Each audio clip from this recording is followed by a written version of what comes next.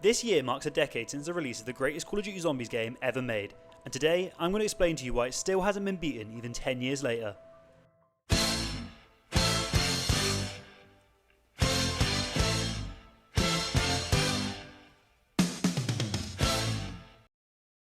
Now before we dive headfirst into the masterpiece that was Call of Duty Black Ops 3, let's set the scene for the world into which it will be released.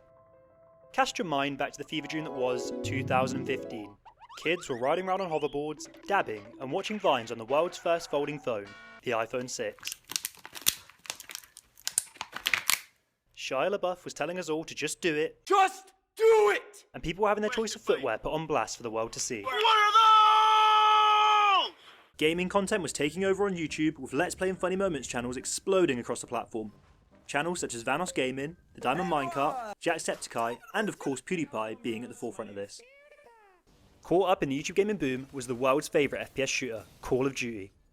In early 2015, the latest Call of Duty game was Advanced Warfare, the very first futuristic COD. Most fans enjoyed the futuristic setting and advanced movement, however, some felt it could use a little bit more refinement and perfection. This led many fans to eagerly await the release of the next Call of Duty game being made by Treyarch.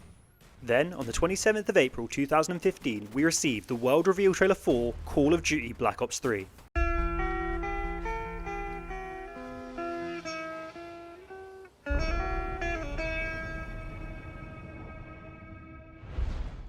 Fan excitement was through the roof and everyone could not wait to get their hands on the game, none more so than the Zombies community. You see, after the insane cliffhanger that was the Origins outro cutscene, many fans were left confused, bewildered and unsure if the mode would even return in the next Treyarch game due to the insinuation that the story was finished and that it had all just been some children's game. However, these worries were quickly put to rest when at the very end of the reveal trailer we got our first teaser for Black Ops 3 Zombies.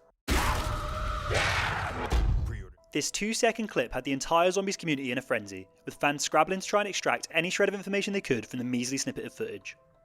This would all be overshadowed when just over a month later we received the world reveal trailer for Black Ops 3 Zombies and the map Shadows of Evil. Streets on flame, it's a mad game, makes you stop and stare. Your sins serve only as an invitation to an evil beyond your imagination. Fan reaction to the reveal was a complete mixed bag. Most are excited and extremely eager to dig into the seemingly all-new style of Zombies gameplay, with Lovecraftian monsters and alien-esque design littered throughout. Although, some weren't quite as enthusiastic about the departure from the origins of the mode. Thankfully, Treyarch had just the answer for those fans.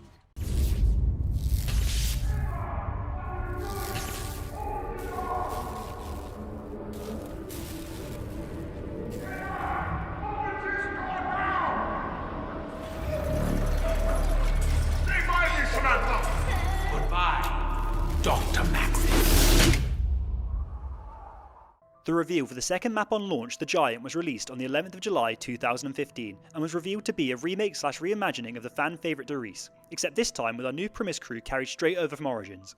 With the confirmation of not one but 2 Zombies maps on release catering to both sides of the fanbase, hype for the game was rising exponentially by the day, as for the first time it appeared Zombies was being given the spotlight that it deserved. This feeling was later reinforced when the special edition version of the game was revealed and was shown to be almost entirely Zombies themed, spearheaded by the truly iconic Juggernog mini-fridge.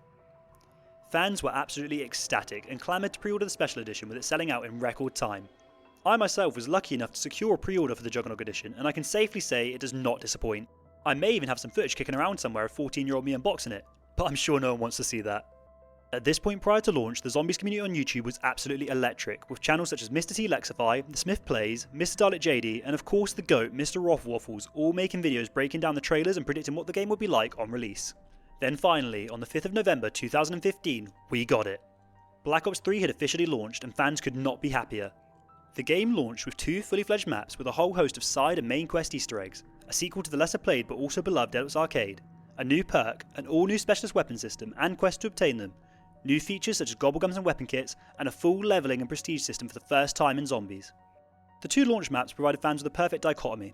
For those who wanted an easier and more casual experience, there was The Giant. The remake of the blood map Doris gave fans a feeling of familiarity and nostalgia, both of which lended expertly to the map's more simplistic approach to gameplay. This isn't to say there wasn't a myriad of new and interesting features added to the map, as The Giant is surprisingly narratively rich, containing multiple codes and ciphers hinting towards the future of the storyline, some of which still haven't been solved to this day. Couple this with the array of character quotes and side quests throughout the map, and there was more than enough to keep fans busy. For those who wanted a more challenging and truly expansive map, there was Shadows of Evil. Shadows is widely considered to be one of the all-time greats and is in pretty much everyone's top 5 maps of all time. This is all thanks to the seemingly endless amounts of side content and Easter eggs littered throughout the map. However, upon release, a large portion of the community found the amount of content overwhelming and thought the map was needlessly complicated and convoluted, leading the majority of the community to spend more time on the Giant. This would of course completely reverse after fans got used to the map, and as previously mentioned, it is now a fan favourite. Fans of the storyline were blown away with this map, thanks to the intricate main quest Easter egg, the first ever boss fight in Zombies, and the numerous ciphers and codes referencing Mob of the Dead found throughout the map. However, what no one expected at launch was what would take place in the map's ending cutscene.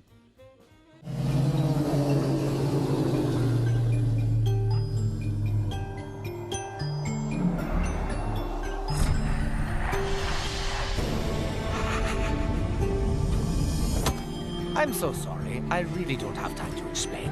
I have a universe to set right. Thank you, and goodbye. The appearance of Richtofen in the Shadows of Evil ending cutscene absolutely shook the community to its core, with everyone desperate to learn why he stole the summoning key and what exactly he meant by setting the universe right. Of course, we'd have to wait a while for these answers, however, it's safe to say fans were hooked. After the extremely successful launch of the game, Zombies fans were elated, and the excitement for the upcoming DLC season was absolutely immense. Then, on February 2nd, 2016, with the release of Black Ops 3's first DLC Awakening, we were given Der Eisendrache. Field report. En route to somewhere new. Somewhere cold. Real cold. Slap bang in the middle of another enemy research station. Hell-bent on advancing the German war machine. Der Eisendrache. Many consider Der Eisendrache to be one of, if not the greatest map of all time, and for good reason. The map expertly borrows features from fan favourites such as Origins and Mob of the Dead. For instance, take the 4 elemental wonder weapons premise, lifted straight from the staffs in Origins, yet altered to better suit the atmosphere and vibe of the map, thus becoming the 4 elemental bows. Or take the steps required to obtain the base bow, feeding zombies to 3 dragon heads located around the map, taking clear inspiration from the 3 dog heads in Mob of the Dead which you feed in order to obtain the Hell's Retriever. Throw on top of this the excellent setting of a snowy medieval castle that's been bastardised and turned into a German research facility, and you have the makings of a truly iconic map. And it isn't just in gameplay in which Der Eisendrache shines, it's also in the narrative, as the main quest Easter egg directly parallels the steps and ending of the Moon Easter egg, except inverted, where in Moon we destroy the Earth, for Der Eisendrache we destroy the Moon. Throughout the Easter egg we're treated to plenty of character quotes from our crew, and also from Dr. Groff, a character we'd not heard from since the aforementioned map Moon all the way back in Black Ops 1. This map was also where we were first introduced to the narrative that we'd be following for the rest of the game, with our characters having to secure and ultimately eliminate Ultimus Dempsey. He's still alive. I fucking hope so. This subject will one day wreak havoc across the entire universe.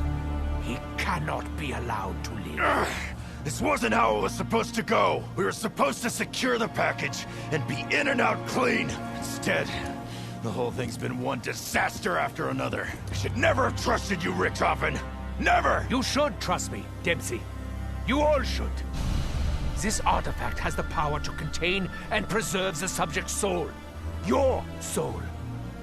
But it can only be done after the moment of death. Just as you saw me do to my other self. It is the only way. Wait! If someone's gotta take him out to save the universe, then it should be me that does it.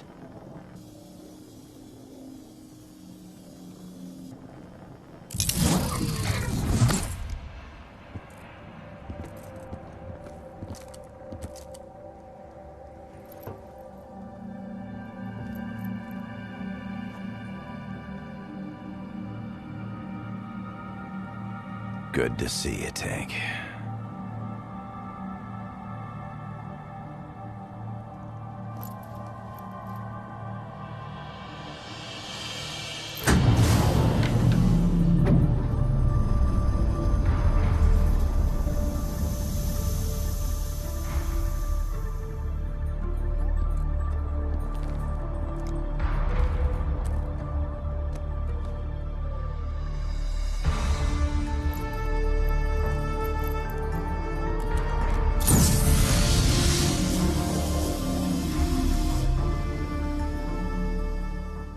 This gave the community a clear idea of the mission that our crew would be embarking on through the rest of the game, eliminating the original versions of themselves and securing their souls within the summoning key. and that is exactly what we've done. On April 19th, 2016, we saw the release of Black Ops 3's second DLC, Eclipse, and alongside it, the zombies map, Zetsubou no Shima.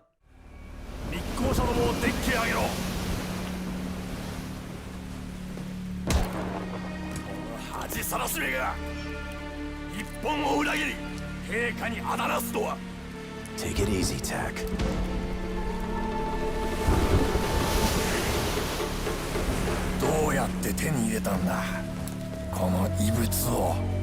I'm sorry! I don't speak Japanese. The object in your hand? It's gonna bring you nothing but pain. Believe me, I know. I am an envoy of the Emperor himself. I am no traitor! Zetsubou is a map that, like Shadows, suffered from its own ambition, with the vast majority of the community viewing it as far too complicated and difficult for fun gameplay. This ideology would of course fade in time, with the map aging like a fine wine and being beloved by the community in the present day. One aspect of the map which was loved from the very beginning was the environment and storyline. Being set on an overgrown swamp-like Japanese island harbouring a Division 9 research base, this map had a heavy emphasis on the horrendous and inhumane experiments being performed by the Japanese equivalent to Group 935, and featured a multitude of mutated and genetically modified horrors throughout. As we played through the main quest, we learned that Division 9 had been experimenting on our very own Takeo Masaki, and it is revealed that this experimentation and torture had been requested by none other than the Emperor himself. Upon freeing him, Ultimus Takeo informs our crew of the Emperor's betrayal. The reveal devastates Primus Takeo, with his loyalty to the Emperor being a fundamental aspect of his personality. Despite the shock, Primus Takeo does what he has to, and assists his former self in putting an end to his suffering. Punishment is one thing. This is cruelty. Who could be so evil as to desire another soul to endure such suffering? Who amongst us could be so dishonorable? Are you so blinded by your own loyalty? The orders came from the Emperor himself.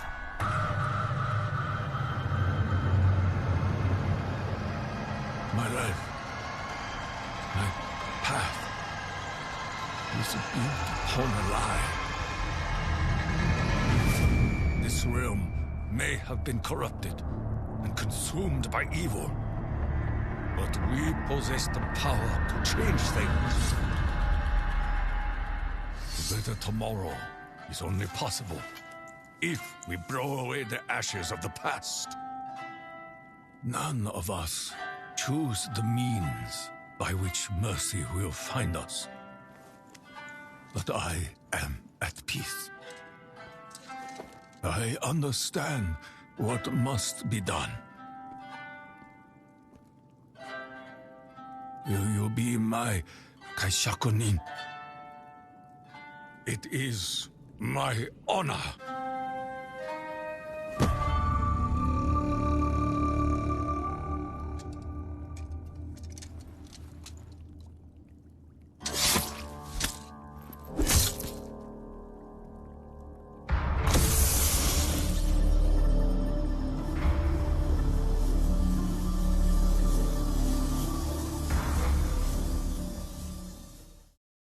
Now before we jump into the next map, an important development had been taking place within the Zombies community on YouTube. As a result of the overwhelming energy and hype within the community at the time, the perfect storm had occurred for the formation of the one and only Z House.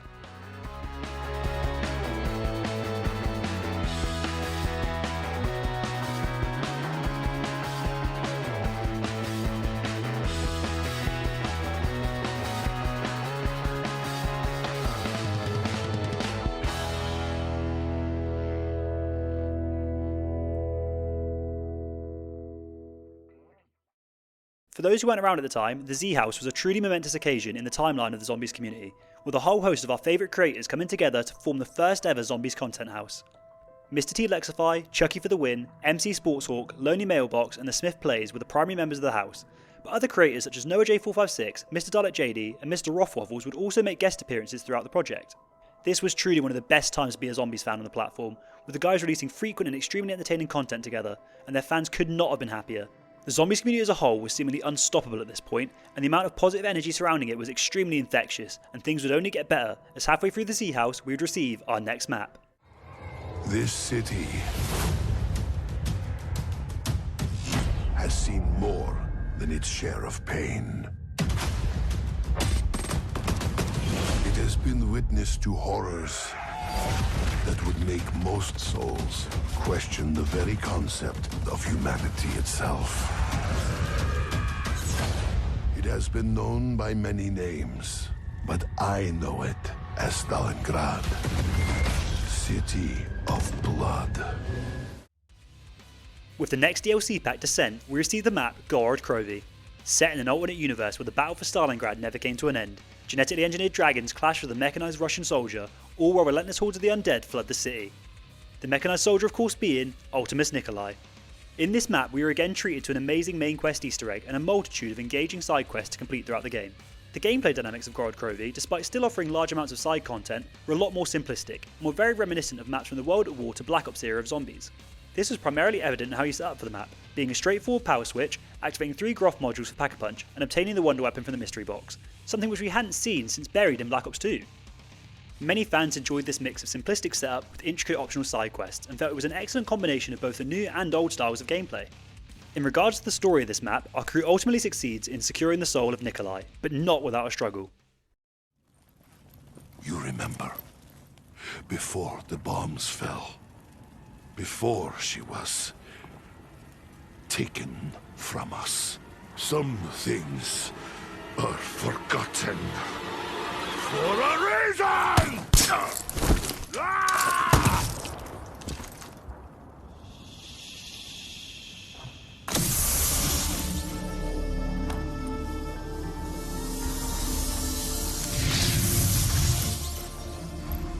It is done. The souls have been collected, Maxis.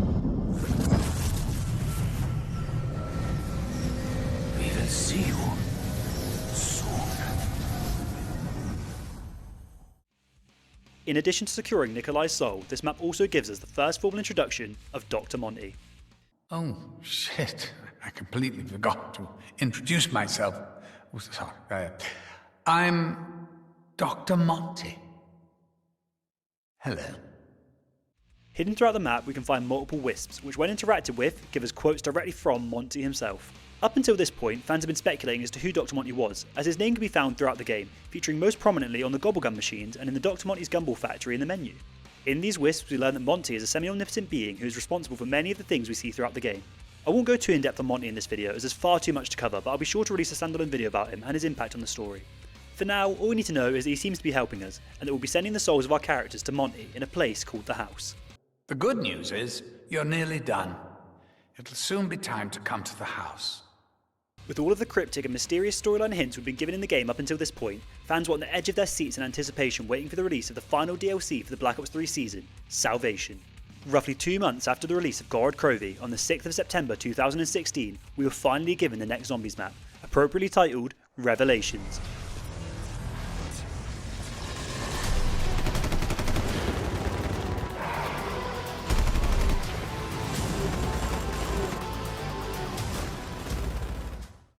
Upon initial release, fans were in absolute awe at the map, being taken on a journey through memories and nostalgia, with the map being comprised of various iconic locations from throughout the zombie storyline, all while taking place in the ever-elusive Argatha, which had at this point been shattered by the Shadow Man and the Apothegons.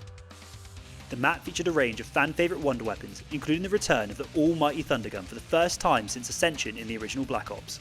Our crew had seemingly one final mission: defend their souls and banish the forces of evil to the dark ether from which they came. This map gave the community so many answers to loose ends from throughout the storyline, all through radios and ciphers hidden across the map, and upon completing the main quest Easter egg, we would receive the official end of the zombie storyline. Well, the end at this point anyway. With the evil vanquished, I can start making it all nice again. No undead, no apothecons, no Shadow Man. All of it gone. Forever. But here's the funny thing. You snowflakes shouldn't even still be here. You should be fading out of existence by now. Those blood vials. I was wondering when you'd bring this up. They're from realities we've already closed off. They shouldn't be here. They can't be here. Such a paradox means you're putting my perfect world at risk. You guys and your bloody free will. What to do? What to do? Well, you certainly can't stay here. You could send us somewhere else. Somewhere we've never been. I suppose I could make a little corner somewhere in history. A place where I can dump some of the other shit that I've left over. Or I just wipe you from existence. Ooh, hang on. Actually, that all works out perfectly.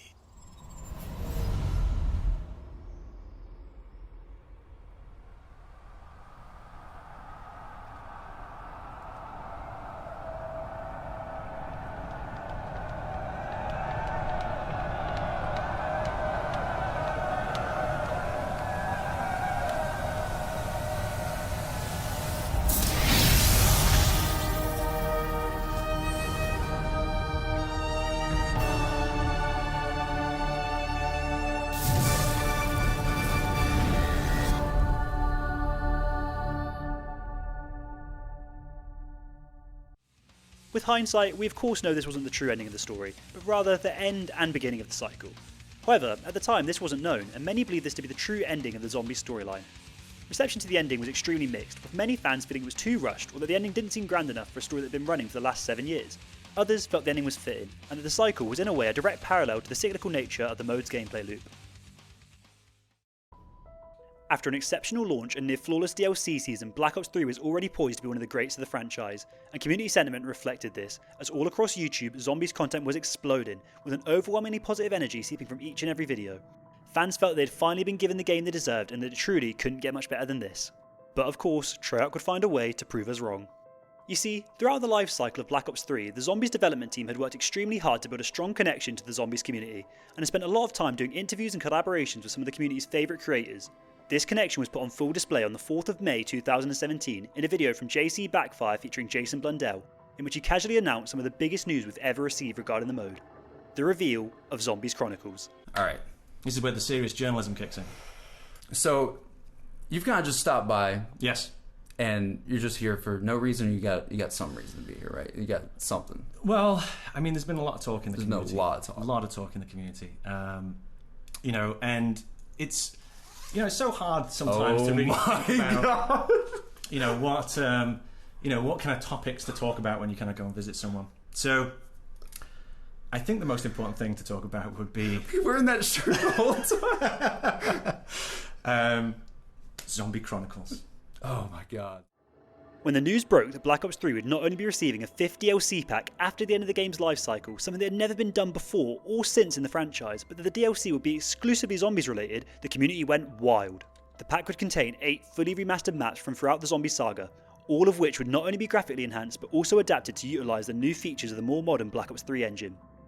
To say fans are excited would be the biggest understatement possible, and the sales numbers absolutely reflected this, with Zombies Chronicles becoming one of the highest selling digital add-ons of all time. The release of Chronicles further cemented Black Ops 3 as the greatest zombies game we'd ever received, with players now able to experience every single map featuring Dempsey, Nikolai, Takeo and Richtofen all on one game in the best quality we'd ever seen. At this point, there was seemingly no way that Black Ops 3 could get any better. However, there is one other key addition which I've yet to mention, that of course being custom zombies.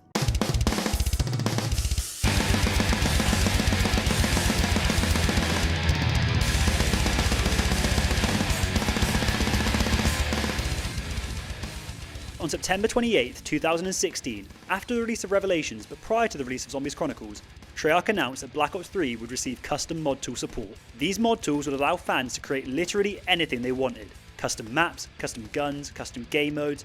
Basically, if you can think it, you can make it in Black Ops 3. Fans immediately set to work, with notable creators such as Madgaz and You Always Win creating some of the first fully-fledged custom maps.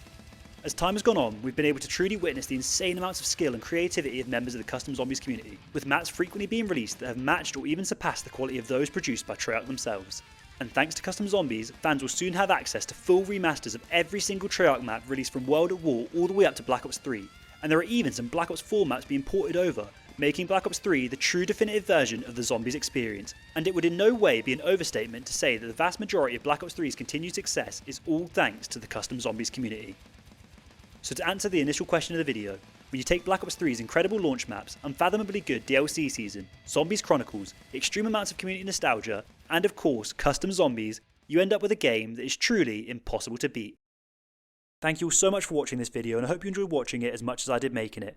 I also wanted to say a huge thank you to each and every one of you for the overwhelming and continued support on my last upload and for helping me reach 500 subscribers. I honestly can't believe this is happening right now, and it means the absolute world to me, and I hope you all know that.